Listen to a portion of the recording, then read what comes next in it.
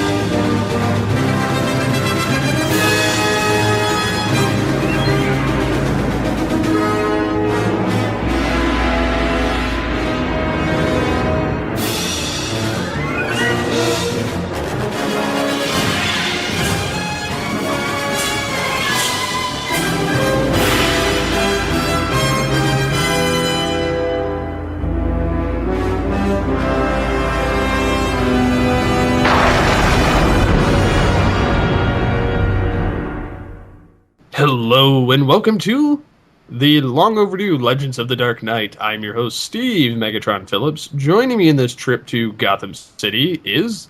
DFJ and Mike, hello. Hello. Yes, it has been a while, but we actually have a game plan in place to get more episodes of this out.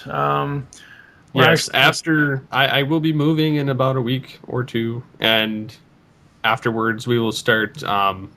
recording multiples in the same night, so that will mean they will start airing on their normal bi-weekly basis that they should have been.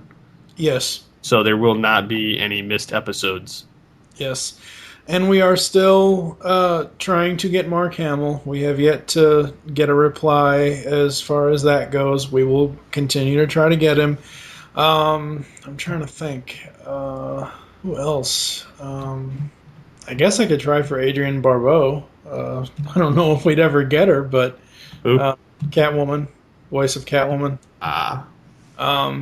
And for those of you who I don't know if we ever released this. I don't know if we ever released the official schedule of this podcast. I'm sure I'll do one up once the podcast is done with all the links to all the episodes. But I am personally saving a Dana Delaney interview until we get to the Superman animated series podcast. Well, that makes sense. What she was mainly in. I mean, yes, she did start out with Mask of the Phantasm, but I mean, that doesn't count. She wasn't in a lot of BTAS. Well, Mask of the Phantasm counts because technically she had Batman before she had Superman. She had Batman's nuts in a vice, and then she did again in the Batman Superman movie. So, with that, we will be coming back with the first episode.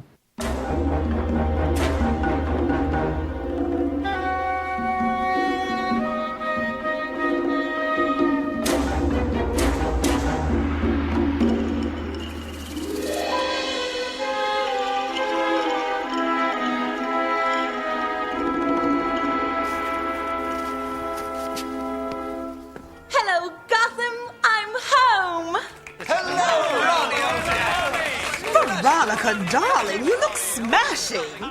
How did you like the rainforest? The food was appalling, the accommodations were non-existent, and the bugs were the size of my trust fund. But seriously, it's important we all do our part to preserve those precious resources.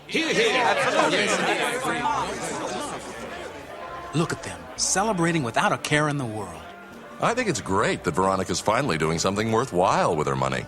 Oh, I'm sorry, Bruce. The securities business has been kind of rough lately. A lot of late hours, you know. Seems all I do is worry about how to get my company through one more day. Worries, Hayden? I have the cure for that. I'm a little old for dolls, don't you think? Not these dolls. They're worry men from Central America. Legends say you tell them your problems, then put them under your pillow at night. They'll do your worrying for you while you sleep. And when you wake up, poof, your problems are gone. Oh, come on, Ronnie. You're the last one I think would fall for some ancient tribal hoodoo. Don't be so smug, Brucey. When I was in the jungle, I saw some things you'd never believe.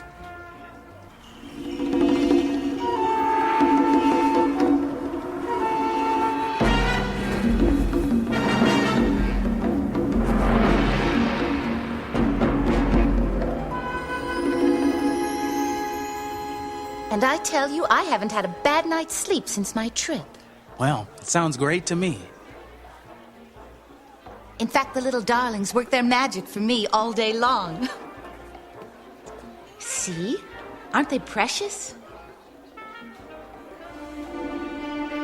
I just couldn't get along without Thanks them. for everything, Ron, but I've got a few more rounds to make. If ever someone led a worry-free life, it's you, Bruce Wayne. Veronica Vreeland hosts a party celebrating her return from a trip to South America. Fuck that. Start over. Just keep going. You can edit this. Veronica Vreeland hosts a party celebrating her return from a trip to South America. Eager to share stories and also promote environmental awareness, the party doubles as a fundraiser on behalf of the rainforest. In attendance are Bruce Wayne and Hayden Sloan, a securities broker who is frank about the stress he is experiencing at work. Overhearing, Veronica shows them some special souvenirs, worry men, miniature dolls that are meant to be placed under the pillow. Veronica was told that the little men will absorb all their owner's troubles at night, allowing them to sleep and give him a stress-free day. Hayden and Bruce both indulge her and take some. But just then, Bruce notices a mysterious figure watching the party. Through the skylight, he slips away and assumes his Batman costume, confronts the man who is dressed as a Native American shaman. The shaman attacks Batman and runs away. Now, is this the... I assume, I could be wrong. The shaman in this reminds me of the Night Stalker in Batman Beyond. I would say that's a fair equivalent. I don't know if it's the exact same guy, and the notes here in the DCAU wiki do not say that it is, like, they do not say that he reappears in Batman Beyond, but when I first saw this episode back, I was like, hey, wait, isn't that the Night Stalker? Huh. Weird. I'm not a fan of Veronica Vreeland. She's just... A pain in the ass. Yes, she is a... Literally. I was like, okay, she's a little annoying. No offense to Paul Dini, because it was nice how they intertwined the hidden villain and by the end. Yeah. But, which, for those that have seen this, or should have seen this by now, being 20 years old, it was the Mad Hatter who has the influence over everybody and is robbing these people blind. Yeah, somehow that doesn't surprise me. No, doesn't surprise me at all. But it was just humorous. And then, of course, the shaman and all the guys eventually turn tail and start chasing Hatter. But yeah, this is an episode that when I was doing my rewatch, or initially when I got the big box DVD set, this was an episode I essentially skipped through on the initial rewatch back in 2008. Watching it back again all the way through, I still wish I skipped through it this time because, as much as I like the Mad Hatter, I'm sorry, this episode isn't like the worst ever. It isn't like a Tiger or Moon of the Wolf or anything like that, but it's just, I don't know, it's just too weird for me. Yeah, this episode isn't bad. I don't really care for the Mad Hatter, for one. Two, I didn't care for the whole South America plot. Yeah. And I didn't like Veronica Vreeland. So those are my three excuses for not liking this episode. On the other hand, I did find it kind of ironic that by the end, Batman had his own irony to give to the Hatter. As he sent Hatter packing back to Arkham, he left him a little present, which was a miniature Batman doll lying beneath his pillow, creating hell in his brain, which I found quite interesting and funny indeed. So, jumping into the... What's that? No, I'm looking at something here. September 16th, 93. When did... That wasn't until 95. Huh. Do you think that... Do the Worry Men dolls remind you of Chase Meridian's dream doll that she gave Bruce in Batman Forever? I mean, I know the difference. I know that. Well, that's the thing. Is like you said in the description that the worry men are supposed to, ward off stuff, and so the person can, sleep better at night. Blah blah blah. And the whole time I'm watching this, I'm thinking, this is exactly what Batman Forever was, pretty much.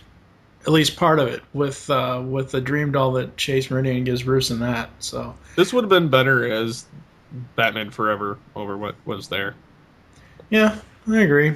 But anyways, getting into production inconsistencies. During the scene where Bruce casually collects his briefcase with $20 million, Bruce greets his secretary with, "Good morning," even seeing birds fly by his front room window. However, the dark black-blue skyline of Gotham suggests either nighttime or very early morning. Yeah, you never know in Gotham, especially once they get to new adventures later on, when the sky is pretty much red. You hardly ever know what time of day or night, unless they specifically say it's 9 p.m., 4 a.m. It's very hard to tell with that red sky. Yeah, and the other thing, Hayden Sloane's name is spelled S-L-O-A-N in the episode, but S-L-O-A-N-E in the credits.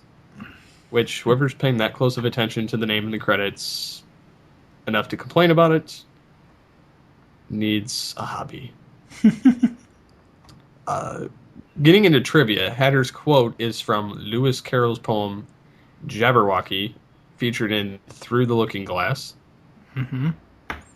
Regarding historical accuracy, a guillotine is traditionally meant to be used with a condemned person facing down. Yup. This episode makes it clear that the Hatter is indeed English and not American, despite his pronunciation of certain words. Now, did you notice any kind of visor characters in this episode? How so? Oh boy, I guess the visor reference totally went over your head. More than likely. LaForge! LeVar Burton voices Hayden Sloane. Oh yeah, I forgot about that. I'm like, visor. I'm like, what the hell are you talking about? But yeah, yeah, I do remember hearing him in the episode. I was like, what's Geordi doing here? I know. But yeah, other than Geordi being in the episode, I think we're gonna move on to the next episode. Yes.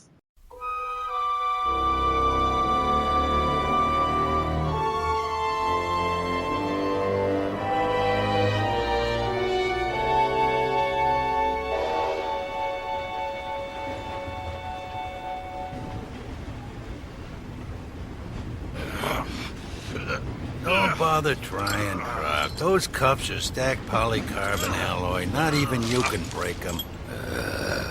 So they finally declared old Croc sane and responsible for his crimes. Took him long enough. I hear they're giving him his own cell block upstate. Your tax dollars at work. Oh, wake me if he busts out. That'd be a story.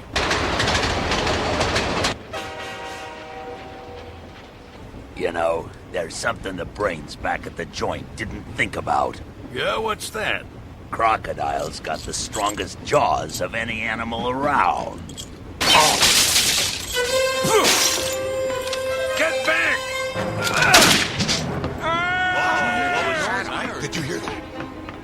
Oh man, did he get loose? I'm not going near that thing. He's loose.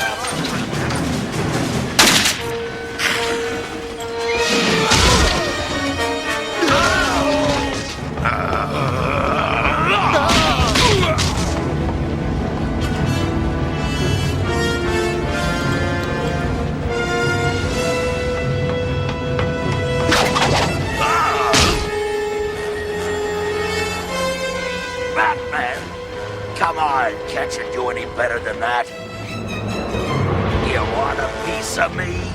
Think you can take the champ? You're pumped full of sedative, Croc. You won't get far. Farther than you.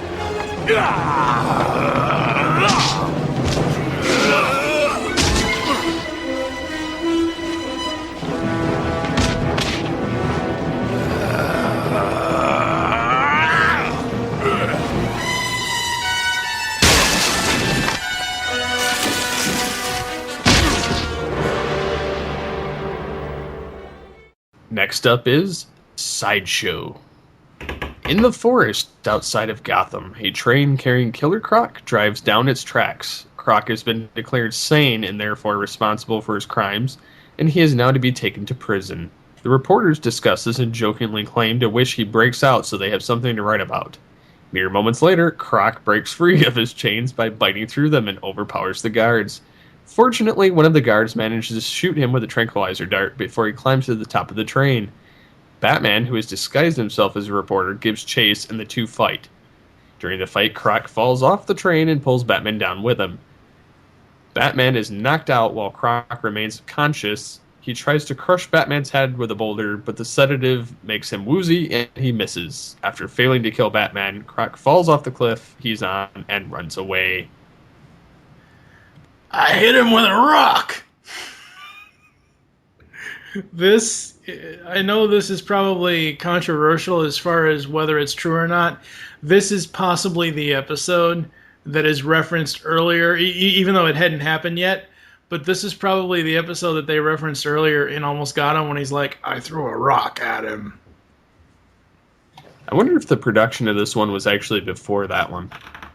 Like, I mean, the overall.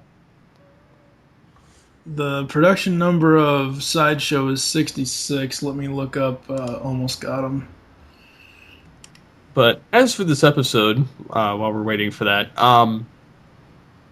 it was interesting to see Croc kind of continue and find his way to a bunch of circus sideshow rejects who all had different physical differences, as Croc would as well. And so they welcomed him in, despite him being a lying, stealing douchebag.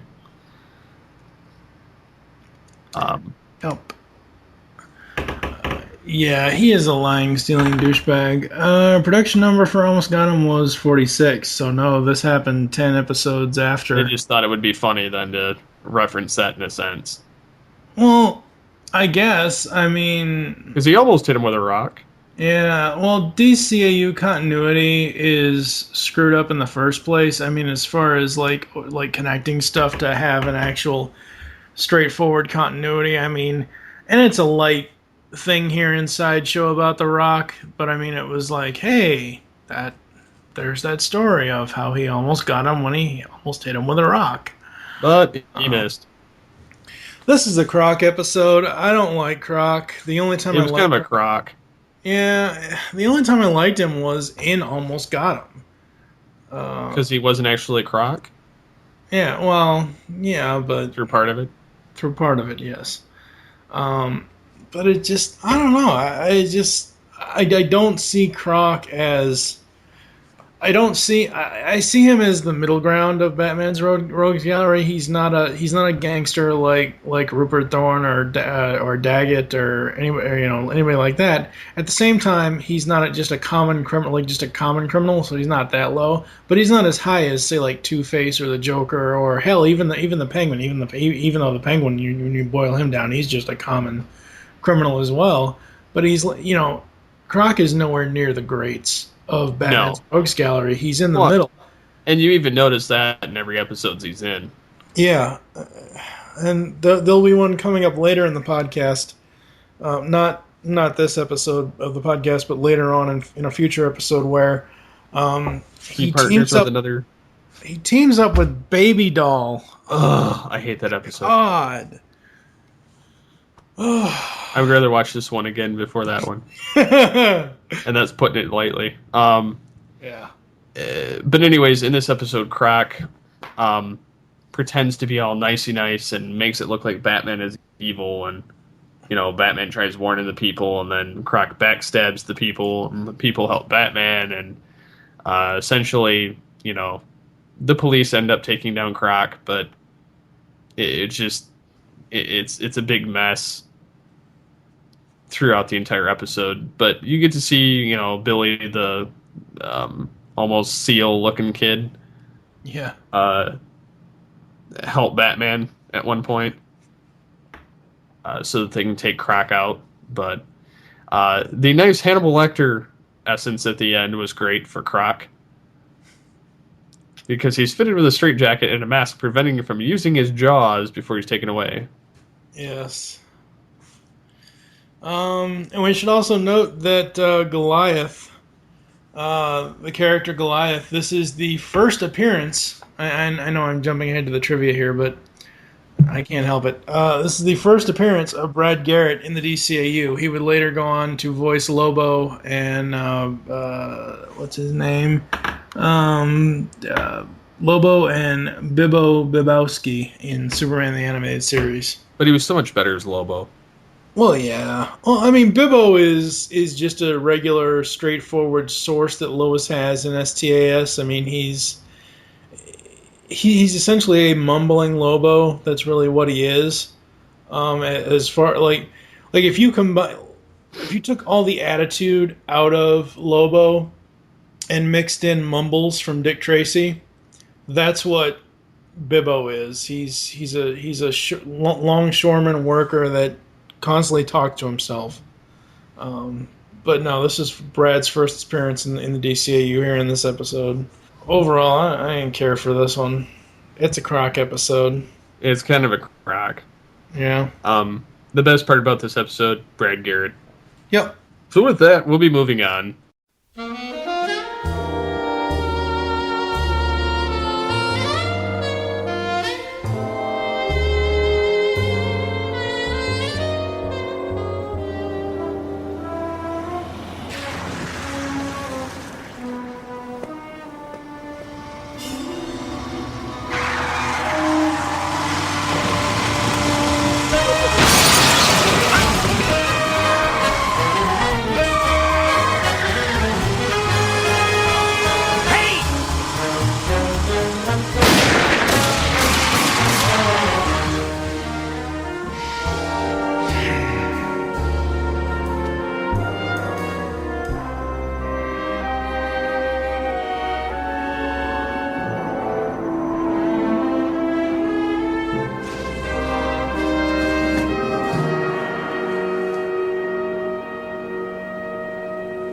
Commissioner?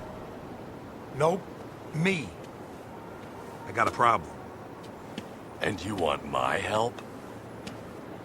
Let's get something straight from the get-go. I think you're a freak and a menace, and those are your good points.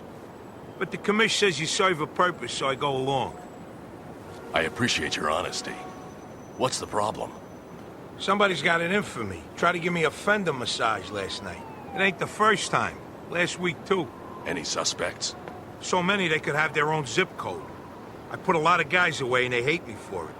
Looks like one of them hates me enough to do something about it. Why me? Why not just go to the department? I step on a lot of toes. I don't want internal affairs looking at me too close. They might find some things I don't want found. Are you on the take? Watch it, freak! I never took a dime from nobody. I just bend the rules a little sometimes. You understand? We're not all that different. We're on the same side, but we're not the same. I'll help you find out who's after you, but you've got to collar them clean. File copies of my cases from 5 years back. Don't want to run them on a system here. You find a guy, then tell me. I'll take it from there. Sound fair, partner? Up next is a bullet for Bullock. Bullock walks home in the night and is almost run over by a car. He fires at the driver but misses. Later that night, the bat signal is lit up and Batman arrives. However, instead of Commissioner Gordon, Bullock is the one who turned it on. Bullock explains that someone has been trying to kill him and he's at a loss to who's doing it. He won't talk to his department for fear that they may find some information on him that could damage his career. Batman agrees to help and take some file cases from Bullock. Bullock returns home and is immediately harangued by the building's owner, Nivens, about his messy habits, ruining the building. Bullock is unconcerned and rudely brushes him off and quietly thanks heaven for rent control. I love this episode. This is such a great episode. You've got Bullock, who is this hard-nosed cop who is in a situation where he finally has to admit that he needs Batman's help. And he hates Batman. Yes, and he hates Batman, but he needs his help. And it was just such an awesome episode, and I knew the first time I ever saw this episode, as soon as I saw it, I knew as soon as it essentially gives the dude away right at the beginning. It's Nivens. I mean, they go through the process of looking at Bullock's old case files, looking at criminals he put away, people that have a grudge, and it turns out it was just, little old grumpy Nivens wanting to get him out because his apartment's worth a lot of rent. That is kind of obvious. I mean, but see, now this is the episode where it is obvious, but this is the episode where a nobody, like someone who's not like big on Batman's radar or not in the rogues gallery. This is how an episode should be done, with someone that is just essentially a throwaway character eventually, because I don't think Nivens ever returns in any future episodes. But this is how to do a perfect throwaway episode, but make people like it. I'm not saying that Bullet for Bullock is far beyond a throwaway episode, but it's done so well that it at first makes you feel like it's a throwaway because there's no Joker, there's no Two-Face, there's no this, there's no that. But essentially, it's a Bullock story, not a Batman story, really. I mean, Batman's there, but essentially, it's all about Bullock. And it was just great. It was just amazing. I loved it. What about you? It was nice to see Bullock actually need Batman. Yes. He it had to be bad for him to say, "Hey, I got a lot of enemies. I need your help, just tonight. Yeah. But it was kind of anticlimactic finding out it was his landlord. But yeah, it was funny seeing him lose his shit by the end of the episode too. Yeah. But yeah, Bullock, you can't help but feel bad for the guy in this episode, even though usually you just want to sock him in the mouth. Yeah. An interesting cast note here. Vincent Starkey, which I believe is the gangster that has a grudge against Bullock and hasn't gone anywhere near him, is voiced by Grimlock, Greg Berger. Nice. Yeah. Funny bit of trivia is this episode is based on the comic story of the same name, Detective Comics number 651, October 92, by Chuck Dixon. Yeah. I want to go through a couple of quotes here, because I think the quotes in this episode is so quotable. And I believe this episode actually won them an award. I think it might have been a daytime Emmy, or it won it for the music, I think. I forget what it was, but it did win them awards. A couple of quotes between Harvey and Batman. Harvey says, "Let's get something straight from the get-go, freak. I think you're a freak and a menace. And those are your good points. The commish says you serve a purpose, so I go along. Batman, I appreciate your honesty. Are you on the take, Bullock? Watch it, freak. I never took a dime from nobody." Now smiling nervously, "I just bend the rules a little bit. You understand, we're not all that different. We're on the same side, but we're not the same." It's just so amazing in this episode. I love this episode. I can watch this multiple times. It's so good. I like Alfred's line. Harvey Bullock, the detective who looks like an unmade bed. Yeah. Bullock, after Batman just saved his life. "I asked you to find a name, not hold my hand." Oh god, there are just so many good lines in this episode. Bullock has a lot of good, snarky remarks. "You got the right to remain silent. If you give up that right, you'll probably bore me to tears, so keep your trap shut, dog breath." Oh yeah. So many great lines. That is it is a good episode, though. It is. So with that, we'll be moving on.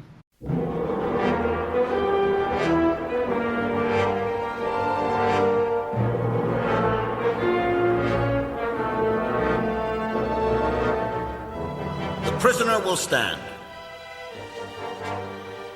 Pamela Lillian Isley, District Attorney Van Dorn has asked that the maximum sentence of life imprisonment be imposed upon you.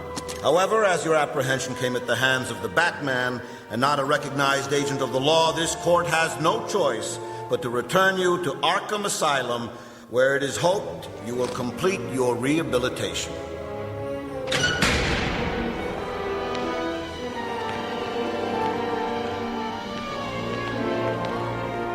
Hi, Red! Hi! Welcome home! Hi, Harley.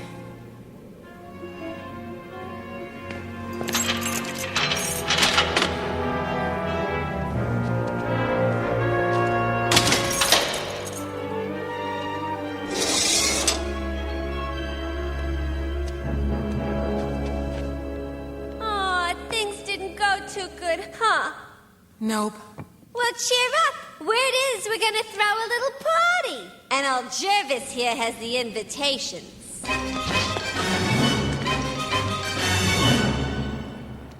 In a bizarre parody of a trial, Batman is kidnapped by his entire rogues gallery and put on trial, with a new district attorney who loathes him forced to act as his lawyer.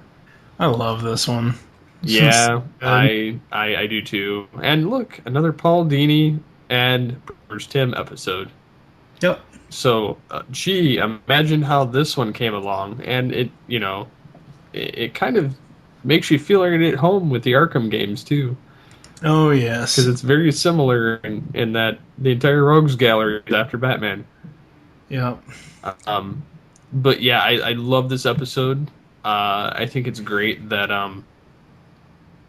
all of the Arkham inmates are pretty much ready for Batman. Pretty much, yeah. I do have to read this one part though because it just needs to be listed. In an impromptu courtroom is set up in the operating theater. The accused, Batman, bailiff, the ventriloquist and Scarface, prosecutor, Two-Face, well, duh, defense attorney Janet Van Dorn, jury, the Mad Hatter, Poison Ivy, Killer Croc, the Scarecrow, Riddler, and Harley Quinn. And the judge is none other than the Joker. The crime of which Batman is accused is creating each and every one of them, driving them to become criminals, freaks, and monsters. But Janet has studied the histories of the rogues thoroughly, and her defense is brilliant. Yes. And it gives you a nice breakdown of every one of them. Yeah, it does. That's one thing Bruce Timm, Paul Dini, Eric Radomski, all those guys that created this show and all the other DCAU shows, when they do an episode like this that really spotlights the rogues gallery of someone, they really do it justice. And it was just simply amazing. Yeah, when you boil it down, it is a Mad Hatter episode, I guess, but I'm a fan of the Mad Hatter. He's only been in a couple episodes. I like him. He's kind of cool, and I like it. I like the voice that he uses. So I don't outright hate him. I would rather watch the Mad Hatter here than in any version of Alice in Wonderland, especially that Tim Burton blasphemy. Yeah, but that's a different one entirely. He doesn't count. I know. He's a loser. Nah. That's right. But I love the fact that they're all after him, and this Janet finds out that, maybe Batman's not actually bad after all. Because, in essence, they all created themselves. Yep. And so, any other thoughts before we jump into the information? No, it's like if this was just a regular Hatter episode that really had a strange plot, kind of like the one earlier, I probably wouldn't like it. But since it has everybody else in it, and I mean, come on, the Joker is the judge. I mean, it's priceless. Just keep going. Yeah. All right. Continuity. Yes. Killer Croc seems to have a fixation for throwing rocks at Batman. In Almost Got Him, he considers it his finest hour to have thrown a really big one at him, though that was actually Batman disguised as Croc. Similarly, in Sideshow, Croc tries to crush Batman's head with a large rock, which we already referenced. Mm-hmm. Mad Hatter refers to his first criminal act in Mad as a Hatter. Poison Ivy refers to the time she nearly assassinated Two-Face back when he was still Harvey Dent in Pretty Poison. The trivia. Stephanie Zibelis replaces Lynette Meddy as the voice of Janet Von Dorn. Stephanie is probably best known as the lead of the television series Remington Steele. Wow, that's old. Stephanie is also the daughter of Ephraim Zimbalist Jr., who voices Alfred. Yep. She also attended the Juilliard School for a year at the same time Kevin Conroy was there. That does not surprise me. Nice. When Batman delivers the leader of the Skulls gang to Gordon, the man's t-shirt features a clear homage to the symbol used by Marvel Comics, the Punisher. You can't say that wasn't a slap in the face. Batman Punisher's I honestly don't think any of the DCAU Marvel references are a slap in the face to Marvel, because Bruce Timm and his team are all comic book fans, no matter what. They just wanted some geek reference in there. Right. I know, I was just ad-libbing, but in delivering his verdict, Joker gives an obvious parody of Warner Brothers' Porky Pig. Yes, he does. That was hilarious. I love that. I'm so putting that in the episode. Oh, yes. Although he is initially seen on the jury, the Riddler disappears entirely from the episode during the third act, with even his spot on the jury vacant. Even Scarecrow, who also didn't have any lines, at least stayed until the end. That was weird, yeah. He became the Invisible Man. He's hiding in the basement. He's like, I need my reform. The plot of this episode was originally the idea for the first DCAU Batman movie, but it was felt that it worked better in the half-hour format. Instead, Batman Mask of the Phantasm was made. I would have loved to have seen this as a movie, too. If it were structured correctly, it would be structured very you could still have the courtroom scene, but everything else would have to fit it into a 60, 70, 80 minute, 90 minute movie. You'd have to restructure the entire thing other than the courtroom scene and the ending. You'd have to restructure it all together. I like it in the 30-minute format. I think it works well. Well, I agree, but I think it would have been interesting to see in that as well. The Scarecrow has no lines in this episode, even though the script featured him speaking a few times. This is because Henry Pollock II, Scarecrow's voice actor, had to undergo throat surgery and thus was unavailable. That would suck. It really sucks, yeah. But overall, I did like Trial. It was very, very unique and interesting episode. Honestly, looking back and watching this episode, especially the end, again, I'm going to read this because I think it needs to be read. As they make their way to the exit, Gordon and the police storm in and hold the mob at gunpoint. The Joker pursues Batman and Janet outside, tying up Batman with a rope and swinging a heavy gavel. He is subdued after a brief fight in which Batman kicks him hard in the face. As the new day dawns, Janet makes her peace with Batman, and they agree that what they both want most is a city that doesn't need him. Hello, Dark Knight ending. Swear to God. Yeah, they probably... Well, the one thing I've noticed about Nolan... I'm not saying it's a bad thing. I'm just saying, as soon as I saw the end of this episode, and I'm reading this on the wiki, I'm like, yeah, that's just kind of like the end of The Dark Knight. Well, go ahead. In essence, to continue that thought, and not to jump too much into that Nolan verse, for those interested, we will be discussing the Batman overall history in GeekCast Radio, episode 39 next month, which we'll cover that as well. But I've noticed that Nolan has a lot of references to other Batman material, whether it be, this is the first one that I've noticed with you bringing it up, of the Dark Knight being in Batman animated series. Yeah. But also I've found comic references upon reading comics that he took for The Dark Knight Rises. So I mean, I'm seeing all kinds of references all over between different mediums. And I think that's a good thing. But this was the first time that I really noticed one comparing the DCAU cartoon to comparing BTAS to The Dark Knight, and essentially they say the same. Janet and Batman in this say the same thing that Gordon says at the end of The Dark Knight. He's not the hero we need, but he's not the hero we want, but he's the hero we need at this time.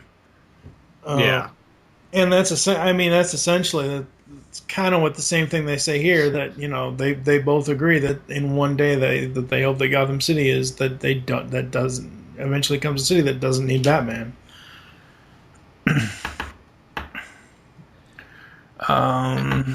Go ahead. And anything else on this one? No, I think that's it. And we'll be moving on to the last and craptastic episode of the night.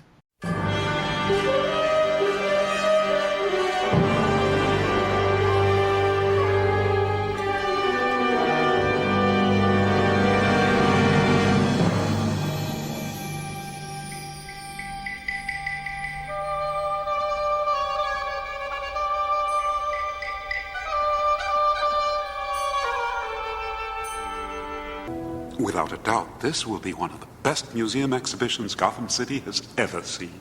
You can be quite the humanitarian on occasion, Bruce. It's commendable. It's inspiring. It's deductible. The Scroll of Osiris. Pity only half of it exists. It's the oldest Egyptian document known to man. Yeah. Oops, I gotta go meet Tammy at Chardet's. Such a pity.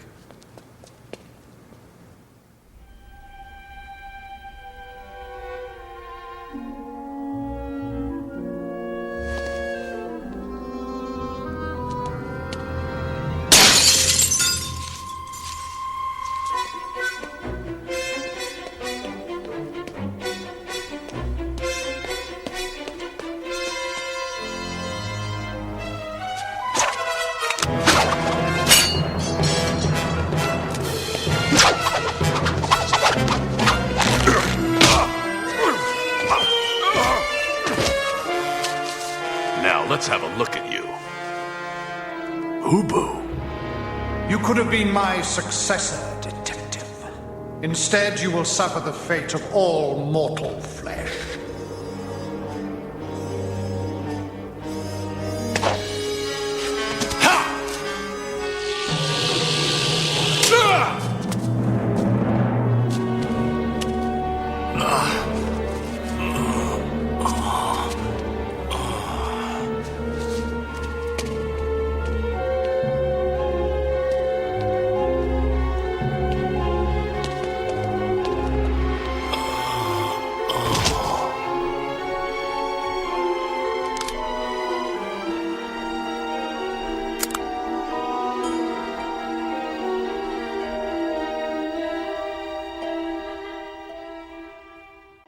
Last up tonight is Avatar.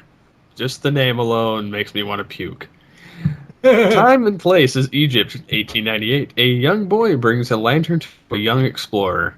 He is lowered into a temple and suddenly searches through the artifacts. Suddenly, a doorway starts to glow with light. The rope is suddenly pulled in with such force that it takes several men to pull it back up.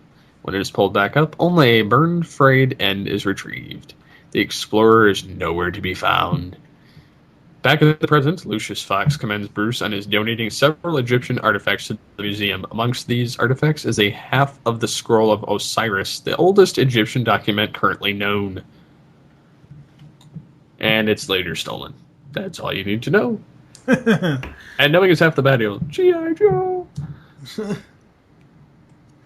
I know this is a Ration Talia episode, but honestly... This is the worst one ever that has Ration Talia. This episode bored me to tears. I passed out 5 minutes in. I lasted through the entire episode, but it just doesn't... How can you go from the Demon's Quest two-parter to this? I mean, come on. Oh, God. Yeah. You've got Ubu stealing the scroll. Ra's reveals himself and throws an Egyptian cobra at Batman, who poisons him, and then Batman barely stays alive. And then Talia goes to Batman, and it's a big mess. Yeah, it's a huge, huge mess. Hey, but it also features Bruce and Talia and Raish. There is no Batman for the most part. Yeah. Which is kind of funny. And it's sickening what happens with Raish and Toth Kepera. Mm-hmm. It's, yeah. She starts sucking sucking his essence. Oh, God. And he's just like, oh. And, yeah. It's horrible. Oh my god.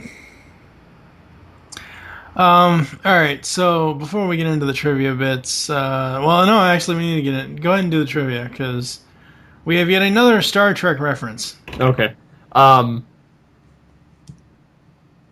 Okay. Yes. We have first time Batman is shown willing to kill a sentient being. Which I just was like, no. It's kind of not sentient, though. Yeah. It's not as alive as Clayface.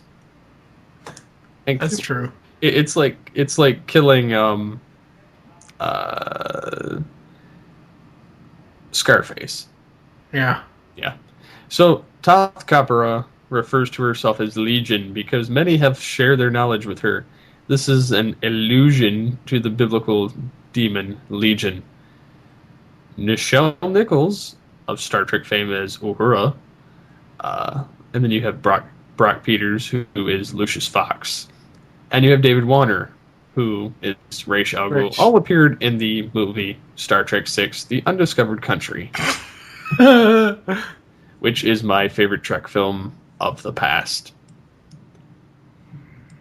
You mean you didn't like The Search for Spock? That's a discussion for another day. The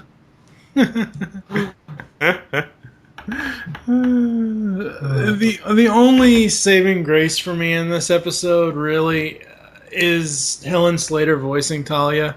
The episode itself, the overall episode plot sucks. I think it was a poor use of Raish and Talia.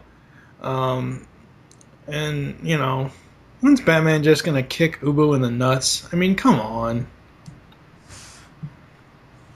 Yeah. That's all I got to say about this one. Yeah. I don't care other than these Star Trek references. But, yeah, I'm good. So, with that, we'll be back after this commercial break. Legends of the Dark Knight. We'll be back after this. Grab your helmets because it's time to assemble Mask. The GeekCast Radio Network has launched Masked Mayhem with your hosts Optimus Solo and TFG and Mike. This podcast covering all 75 episodes of Mask will feature in-depth analysis of every episode, talk on the toys, and more. Masked Mayhem will run 30 podcast episodes. You can find us in iTunes and on www.geekcastradio.com. Get your spectrums ready as podcasting is the ultimate weapon. Movie Week in Review is the GeekCast Radio Network's weekly movie podcast. Steve and Mike take a look back on their favorite films and give you their thoughts. They also bring in co-hosts at times. If you are a movie buff, listen to M-Wire only on geekcastradio.com.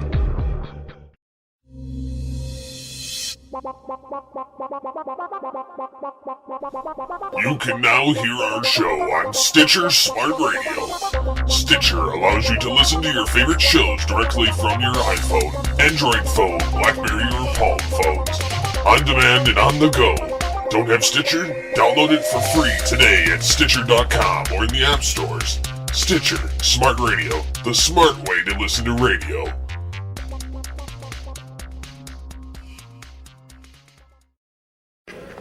Matter of fact, they can't do much of anything, thanks to the Mad Hatter. You're going to escape? Eventually. We got some legal business to settle first. What do you mean? I'm talking about a trial.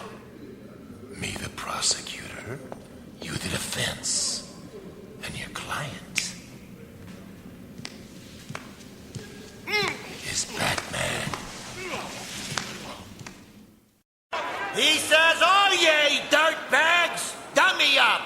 Jeez, I gotta do everything for you. Court is now in session. The good people of Arkham Asylum versus the self-righteous vigilante called Batman. Our prosecutor is ready, likewise our fair and impartial jury. Hang him! Shoot him! Hit him with a rock! And now all rise for the most honorable, most benevolent, most merciful Judge Joker!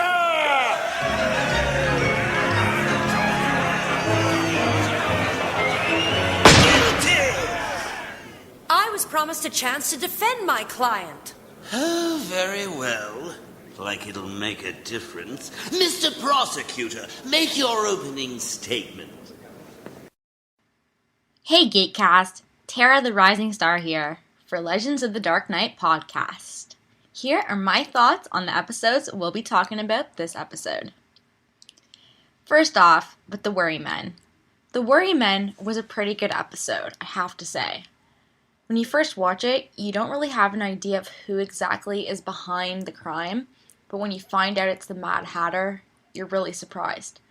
I think this is one of the better episodes for the Mad Hatter. It definitely kept me on the edge of my seat when I first saw it, and then going back and rewatching it, definitely a great episode. Next we have Sideshow.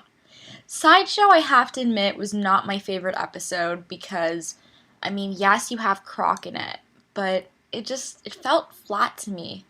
It didn't feel like something that a lot of effort went into. And Croc is a great character, but this episode did nothing for him. So it definitely was not my favorite episode to watch. Next, A Bullet for Bullock.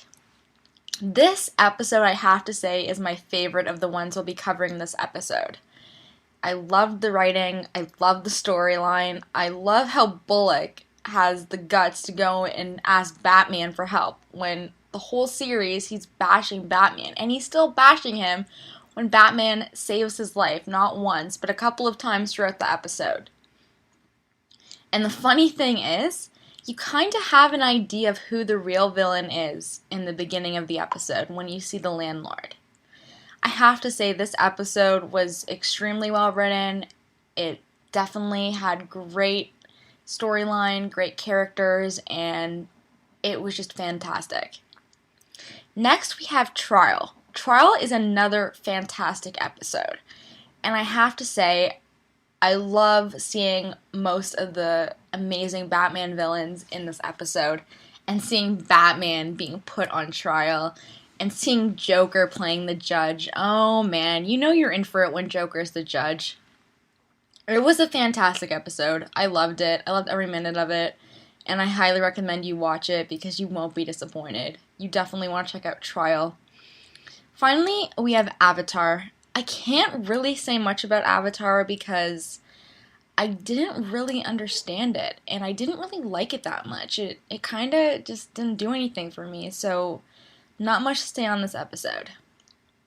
Overall, my order of the episodes, my top 3 for this episode of Legends of the Dark Knight would be first, A Trial, second, A Bullet for Bullock, and the third one would be The Worry Men. The others just didn't do anything for me. Anyways, that's my thoughts on these episodes for Legends of the Dark Knight. See you next time. We now return to Legends of the Dark Knight. So, in conclusion, what are your rankings of the episodes tonight? Let's see. From worst to best. It's going to be a tough one. God. It's so horrid. Sideshow and Avatar are probably a tie for worst for me because, while Avatar does have Ra's al Talia, it was just a completely shitty use of those characters. After that, I would probably put Worry Men, and then for the two best ones, it's Trial, and then Bullet for Bullock. I would have to rank them Sideshow at the bottom with Avatar. Okay. Then Worry Men, then A Bullet for Bullock, and then Trial. Okay. I can agree with that because you're I'm more of the Rogues Gallery fan than Bullock, but Bullock did have a good story. But I love the Rogues Gallery. Right. I mean, essentially, Worrymen is the middle, the middle part. Sideshow and Avatar are the bottom, and Bullet for Bullock and Trial are the top. I mean, Bullet for Bullock and Trial are equally awesome. So I couldn't rank one over the other as far as a number one. So I could see that. Yeah. So, with that, thank you for joining us for Legends of the Dark Knight. If you'd like to leave feedback on the show, there are many ways to do so. First, you can visit the website geekcastradio.com, where you can comment on the episode and all of our different podcasts. You can rate our show on iTunes. Be sure to leave us feedback. We love feedback. Yes, we do. Call the voicemail line 502-526-5821. Please remember to tell us the show you were leaving the message for and your name. Be kind of a fan of us on Facebook by searching GeekCast Radio Network. Follow us on Twitter at LOT Dark Knight. My Twitter name is at SCP21. What is your Twitter name? GFJ and Mike. Join us next time as we discuss House and Garden, The Terrible Trio, Harley Quinade, Time Out of Joint, and Catwalk. So for now, I am Steve Megatron Phillips with TFJ and Mike. Saying in the immortal words of Batman, I am vengeance, I am the night, I am Batman. Thank you for listening. Until next time.